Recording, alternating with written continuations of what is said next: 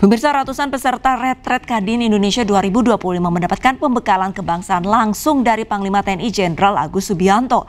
Acara yang digelar di Jakarta ini dilakukan untuk menjaga kekompakan dan kesolidan para pengusaha, serta dengan adanya retret juga sebagai bentuk dukungan terhadap program pemerintah dalam menghadirkan kesejahteraan di tengah masyarakat.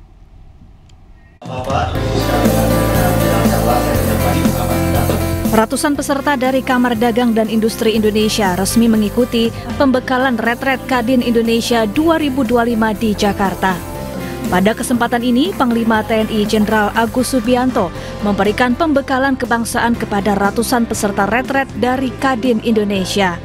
Selain memberikan perspektif dan motivasi kepada para pengusaha di tengah konflik geopolitik dan perang dagang yang terjadi, ditekankan juga pentingnya keterkaitan ekonomi dan pertahanan nasional. Mudah-mudahan dengan retret ini semakin kompak, semakin dekat dengan pemerintah, dan yang paling penting bisa berbakti untuk membawa kesejahteraan masyarakat luas atau rakyat. Selain untuk mensolidkan para pengusaha, retret ini juga digelar dalam rangka mendukung program pemerintah demi mewujudkan laju pertumbuhan ekonomi 8%, kemandirian bangsa, dan keadilan sosial bagi seluruh rakyat Indonesia.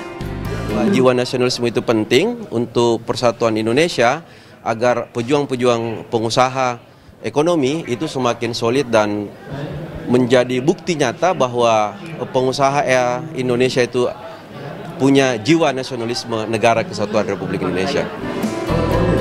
Nantinya para peserta retret Kadin Indonesia 2025 ini akan mengikuti retret di Akmil Magelang, Jawa Tengah dari tanggal 8 sampai 10 Agustus 2025. Dari Jakarta, Bagus Prasetya Adi, Damar Wicaksono, iNews melaporkan. Mantan Menko Polhukam Mahfud MD heran Kejaksaan Agung tak kunjung mengeksekusi bos relawan Jokowi Sylvester Matutina terkait kasus fitnah Yusuf Kala. Sementara Kejaksaan Agung memastikan segera mengeksekusi Sylvester.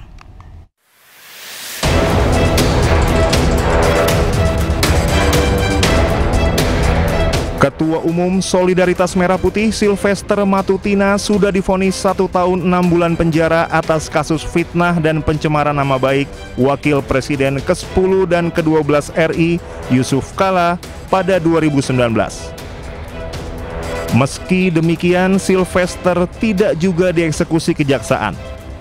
Terkait hal tersebut, Menko Polhukam periode 2019-2024 Mahfud MD mengaku heran.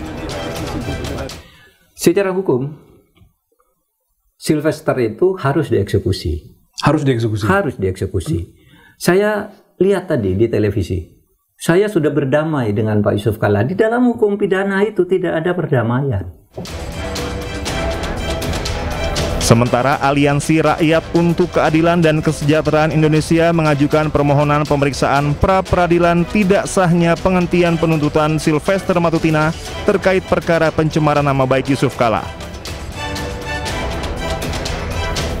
Telah mendaftarkan gugatan pra-peradilan kepada Pengadilan Negeri Jakarta Selatan melawan Kejaksaan Negeri Jakarta Selatan selaku termohon.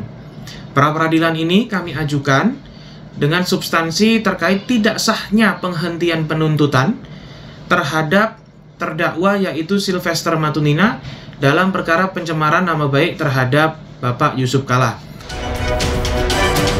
Terkait hal tersebut, Kejaksaan Agung Republik Indonesia menegaskan eksekusi harus segera dilakukan tanpa penundaan. Informasi dari pihak Kejari Jakarta Selatan, hari ini diundang yang bersangkutan. Kalau dia nggak datang ya silakan aja. Tidak harus eksekusi. Sementara itu, Sylvester Matutina menyebut belum mendapat surat perintah eksekusi dari kejaksaan. Nggak ada masalah, intinya kan saya udah menjalani proses itu. Nanti kita lihat lagi bagaimana kelanjutannya, ya. Sebelumnya, Sylvester Matutina dilaporkan keluarga Yusuf Kala ke Bareskrim Polri atas kasus fitnah. Ia menuding masyarakat miskin di Indonesia banyak terjadi karena korupsi yang dilakukan keluarga Yusuf Kala hingga menuding Yusuf Kala mengintervensi Pilkada 2017 silam. Tim Liputan iNews melaporkan.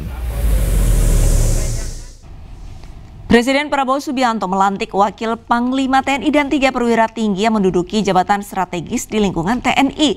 Presiden juga menganugerahkan Jenderal Kehormatan Bintang 3, Bintang 2, dan Bintang Sakti, serta pelantikan Kepala Badan.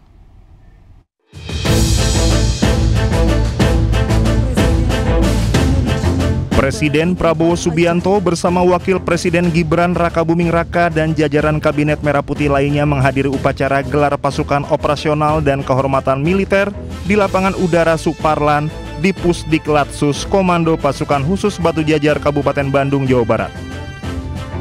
Selain upacara, Prabowo juga melantik Wakil Panglima TNI yaitu Wakil Kepala Staf Angkatan Darat Letnan Jenderal Tandio Budi Revita sebagai Wakil Panglima TNI.